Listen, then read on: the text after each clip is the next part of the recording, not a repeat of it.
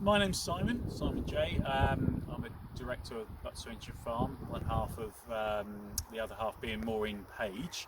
Been involved or some of you know, I've been involved with the farm now since about 2001. And this year has really been a proper test for the farm. It's been a very challenging year, as everybody knows. It's been challenging for places similar to us across the globe, really. So I just thought really I'd touch on to some of the things we had planned and what we are planning to do in the future. So back in March, we were set for a great year. We had everything planned out. We had lots of events going on, involvement with Wessex Archaeology. We were building the Stone Age house, and then along came the dreaded pandemic, basically, which completely shut us down. It took us a fair few months to try and get our head around and realise where we're going to go and what we're going to be doing for the future. And as time's gone on and we've managed to open up again, we've had a not a bad year really. We've had had a lot of support from members of the public that's come in. We haven't been able to do a lot of our events. We've lost a lot of revenue. But the really good news is that we were successful with the Cultural Recovery Grant. This is part of the 1.6 billion that the government put in to heritage sites, where we were very successful to see us all the way through into next year to pay all the running costs, which is fantastic. We've also managed to secure funding to build some extra shelters out on site so we can carry on with our teaching, as well as having shelters to do workshops under, having even having picnics under, things like that. Part of the funding as well would be to create some more online content. This is, if we go into another lockdown situation, we can carry on getting revenue into the farm to keep the physical site going with a bit more of an online content there. So really exciting. Hi, hello, my name's Claire Walton. I'm the archaeologist here at Butser Farm. I think some of you may have met me before at the AGM about 2 years ago. I probably didn't look quite like this, but I've been out on site today. We have been working on the Neolithic house, which is the newest building here at Butser. And this is the first building I'd like to tell you about today on your virtual tour of the site. It's obviously a shame you can't all be here with us, but I think this is a brilliant alternative, and hopefully you'll get to see quite a lot of what we've been doing over the last few months. So this house is called Porting, and the archaeology for this house came from a site quite close to Heathrow Airport. It was being excavated by Wessex Archaeology for a client who are Cemex, and in 2012 they came across what they call 4 houses and a 5th house void.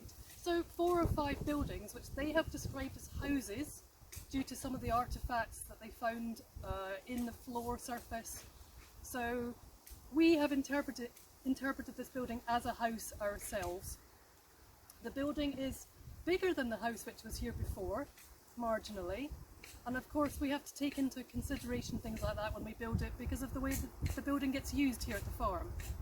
But the end result is actually the most amazing looking building, and I hope when you see it, and we'll take you shortly on a little tour inside the building, that you'll be able to appreciate how amazing it will look when it's completely finished.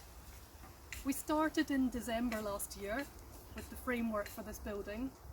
Obviously lockdown caused us to have to stop rather abruptly, but we're now back on site finishing things like the roof and the daubing, and we'll move inside to finish off some things inside. So the building is an early Neolithic house. It dates to between 3800 BC and 3600 BC, and the archaeology was very appealing in the sense that it was a real challenge to construct something out of that archaeology. So it only had 6 post holes in its entirety. Now that's also very interesting when you compare it to the Neolithic houses on the continent, because those buildings have so many post holes that you could pick and choose or use every single one to construct a building, whereas here we only had 6. To engineer a building with only 6 post holes out of the ground is a real challenge. So we hope that you'll agree that although this is just one interpretation of the archaeology, we think it's a good interpretation which not only acknowledges the archaeology accurately, but also takes into account some other considerations that we need to bear in mind, like health and safety, who will use this building, and how long we can make the building last for. So we could have built a building with walls, but because of this challenging archaeology, our interpretation does not have walls. We've created what has become a completely earth-fast building by arranging the A-frame, which is what this building is essentially made of.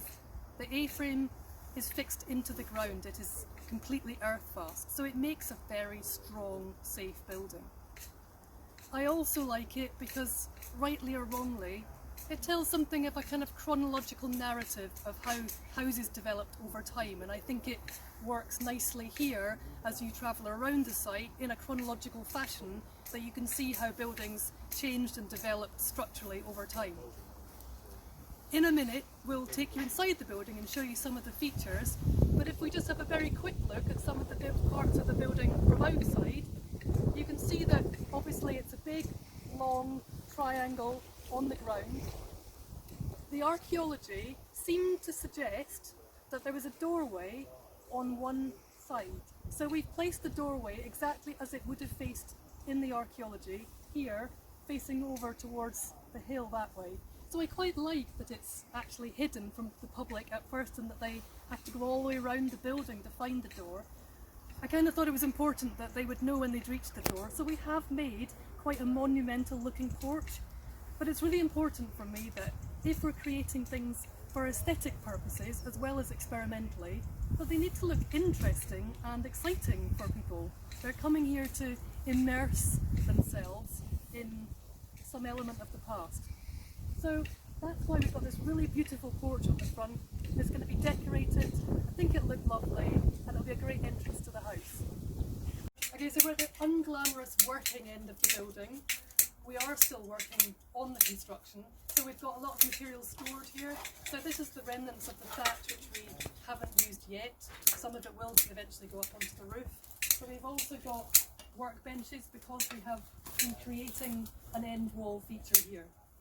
So it's very important to say that in the archaeology they found some traces of what they believe are oak planked walls.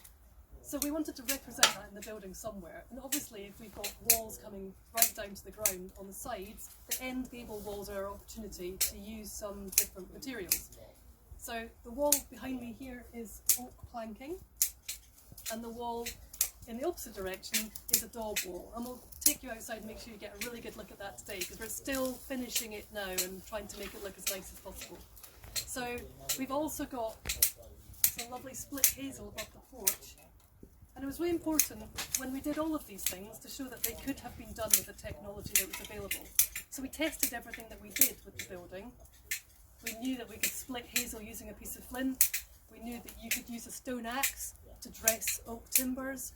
We know that in terms of the structure, you can use a bone as a chisel to make a hole through a piece of timber that you can put a peg into. And in fact, if we look, let's just find one here. I'm looking for a peg. So if we just look here, you can see that a hole was drilled through this timber and it was pegged to attach it to this timber here. And all of that is possible using nothing more than a bone chisel.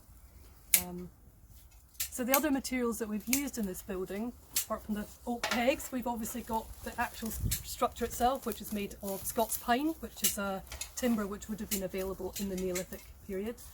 We've obviously got this thatch on the roof, which is reed. So the siting of the building would have been close to a river, so we thought that reed would be appropriate. We've also discovered that this year, and here's one of your practical considerations, straw is in very short supply. So sometimes these things come into play as well, but fortunately we're happy with reed. We've also got all of these timbers lashed together.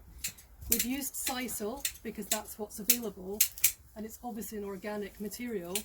In the Neolithic, they probably would have used lime bast, but there aren't that many lime trees and it's very hard to obtain something like that, so we thought sisal was a reasonable compromise. You might have wondered what all the snipping noises were. I thought it would be important to point out that these are people balancing on ladders to remove all of the heads of the pieces of reed which are dangling down, because if they dangle down too much, as they start to decay or become sort of more, I don't know, integrated into the building, they'll start to flop down, and if we have a fire in the middle of the building, that's a fire risk. So it's important to remove all of these pieces before we light the inaugural lighting of the first fire, which will be very exciting. And Simon is going to light the first fire, so if he hasn't done a very good job of snipping back all the fluffy reed heads, on his head it be, so it be, so it be.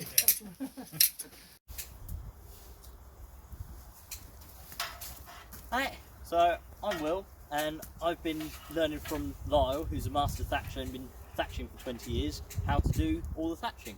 And I've been in charge of the thatching team to help build this building.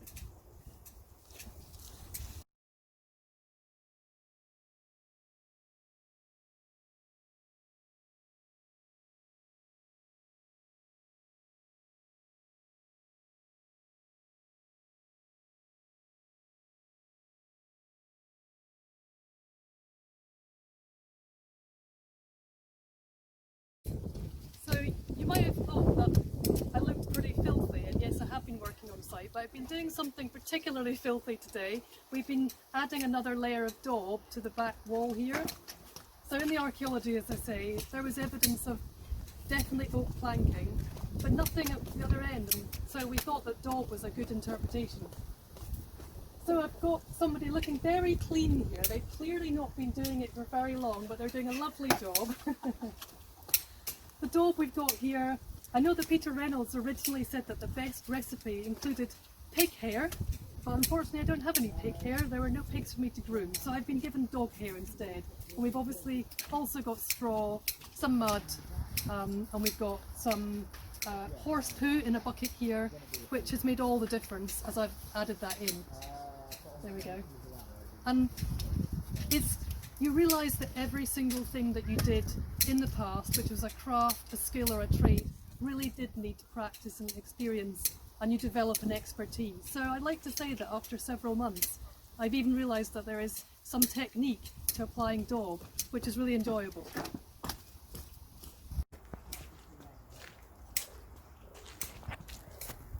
These are the other two houses that we have currently got at Butser Farm in the Neolithic area. So this house here is an interpretation of what's called 851, which comes from Durrington Walls near Stonehenge. And this is what we call the Snaily building, but it's described in the archaeology as an ancillary building if you want to be more technical. Now both these buildings have been here for a good few years now, and they are coming towards the end of their lifespan, so we're looking at replacing them with something else. Now we might not even replace them in the same spot, we might move them slightly, but the way by which we'll decide what to replace them with could be, we've got a couple of choices actually. It's really exciting that in the course of developing the Horton House, we've built a really good relationship with Wessex archaeology, and I think that's fantastic because that's one of the ways by which we can access the latest, most up-to-date archaeological evidence, exciting things which otherwise you wouldn't know about for 20 years until it comes to be published. So we could go to Wessex, but the other great thing is that we have now also developed this relationship with UCL, University College London. And again, we have the opportunity to go to UCL and ask them whether there's anything that they're currently working on that they think would be very exciting as an experimental project. So we feel quite blessed at the moment to be able to work with all these people, because I think it really takes the archaeology and the exploration of that archaeology to a new exciting level. So you guys may have read in the newsletter that we may be building a Bronze Age house. I'll just sort of show you the site. That's still in current planning, so we're still working with our partners on that one. And we are sort of trying to create a timeline through the farm. So as you leave the visitor centre, you enter through the Stone Age, and then down through the bottom of this paddock we're looking to create a Bronze Age area, which then happily move on to the Iron Age enclosure, and then from there. So this is quite an exciting project. So I'd also like to say this is another opportunity for us to have an amazing collaboration. So in addition to Wessex and UCL, we've also started working with Operation Nightingale, which for those of you who don't know, is an organisation, a charity, which works with injured service personnel to rehabilitate them physically and mentally through exploring archaeology, whether that's excavation or the research associated with the excavation. Everybody gets involved in some way. So the brilliant thing is that they would like to join us in helping build the Bronze Age roundhouse. So that's going to be really exciting because that will be completely new for us. I think we're all really looking forward to that. We are, yeah. So one of the tasks that was very keen and we were planning to do this year was of rethatching the Mordy Girthy here. The thatch now on there was getting close to about 10 years old.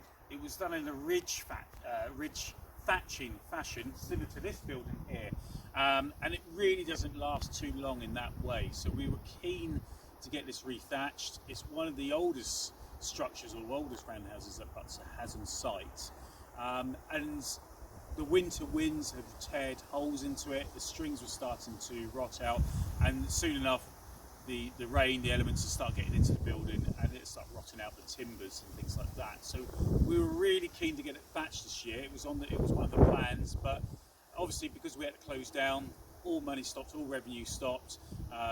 We couldn't do it until we put a request out to you guys, so a big thank you that you managed to raise the funds, hand over some money, and you can see the finished results here, that this house now is completely watertight.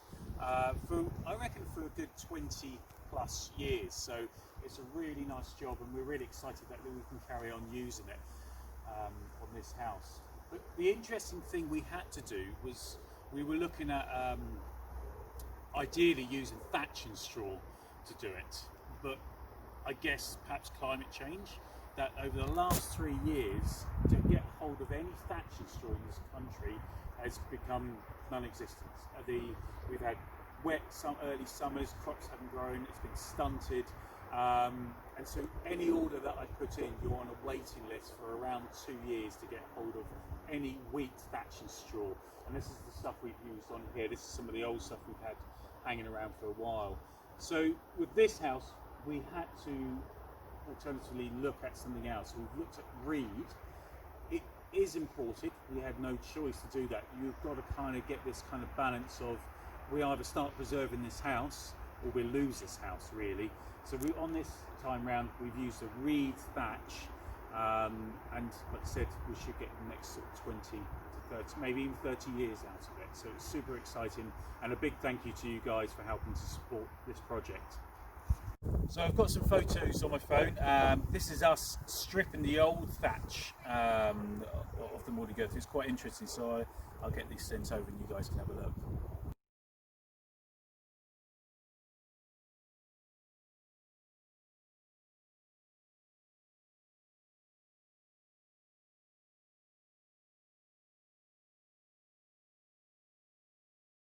Okay, my name's Kat. I'm on the education team here at Butser.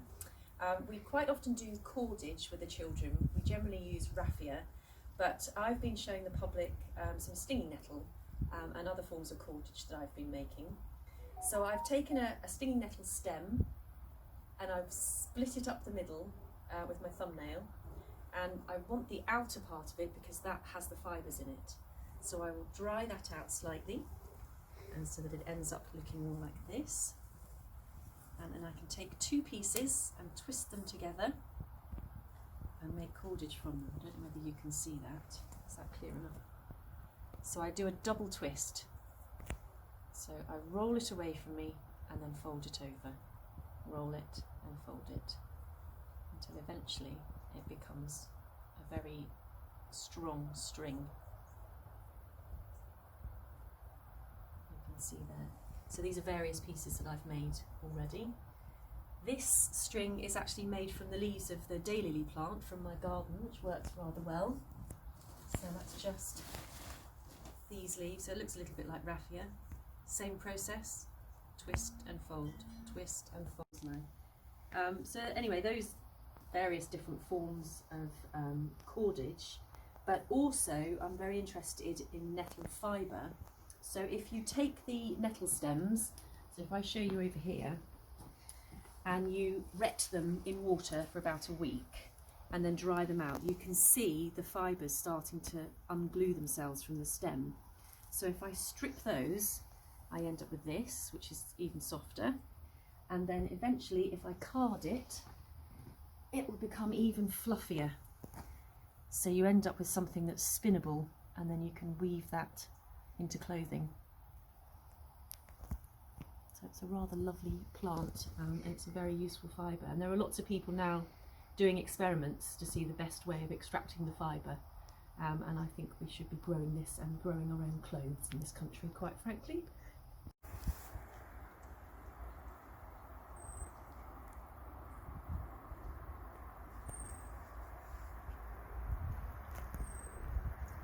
So many of you will be familiar with the villa that's here on site, and you'll probably also know that the villa back in 2016 and 17 was fortunate enough to have a huge renovation project. A lot of money was spent bringing it back up to the standard you see it now in today. And actually since that renovation we've had to do almost no repairs at all, quite rightly, but that's been brilliant. But the building is in a great state of repair now.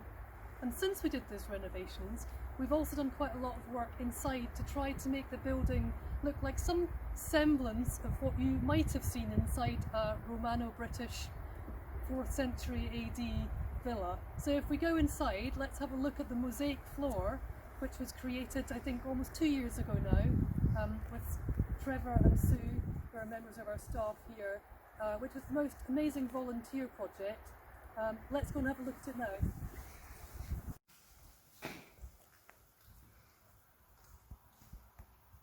So this mosaic floor is, I'm going to say, to me, it looks very much like an exact replica of the original mosaic found in the excavations at Sparsholt. Some of you may know that it's on display on the top floor of the museum in Winchester, if you'd like to see it.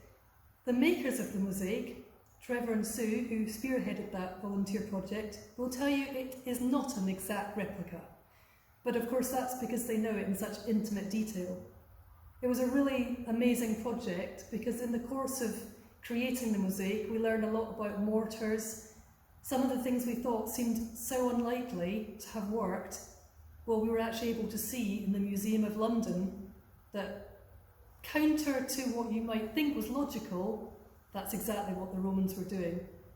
So it just shows you that because Vitruvius wrote a manual about architecture, I think in our heads we have this idea that the Romans were amazing builders. But actually, just like today, some were brilliant, some not so brilliant. And mosaic makers too, some must have been brilliant, some not so brilliant. But I can say, hand on heart, that every volunteer who worked on this project really was amazing, and I think they got an enormous amount out of being involved in that project.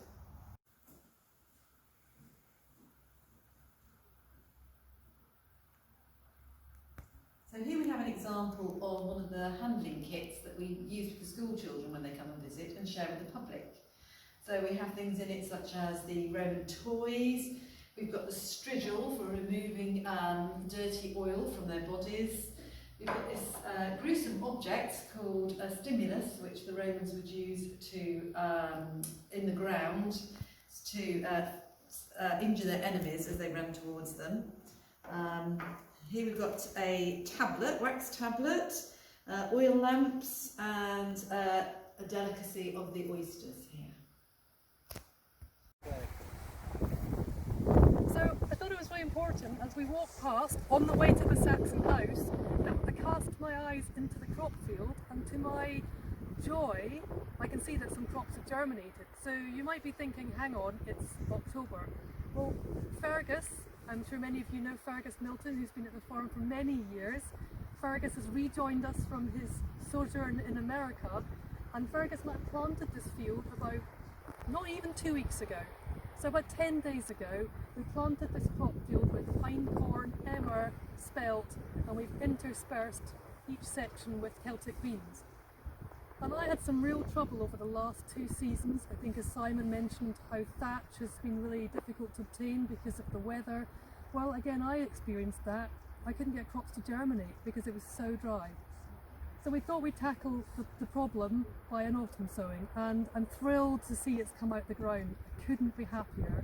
So hopefully a sign of crops that will flourish next spring. Fingers crossed. So the real exciting thing is actually we were currently constructing the second Saxon house. The excavations on Charlton Down showed buildings A1 and A2 together. So it was always in the plan to build this second building.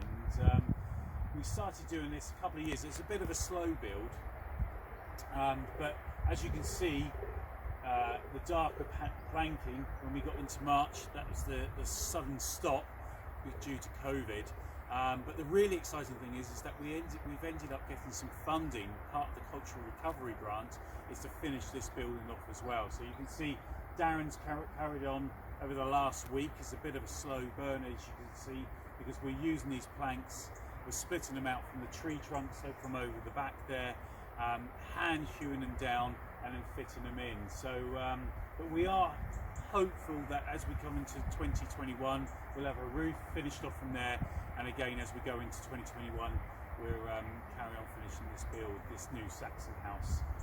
So it's super exciting, and yeah, really, I think as we come towards the end of 2020, that real shaky starts in the beginning, but it's forced the farm to kind of think perhaps outside the box. It's kind of, we've made a bit of a sort of done a side step to what we normally do, and with the funding that we've received from you guys, from the government, we're actually a lot stronger than we probably were ever at the beginning of the year. So 2021, really exciting, lots of new structures, lots of new ideas going on, and we'll see where we go from there.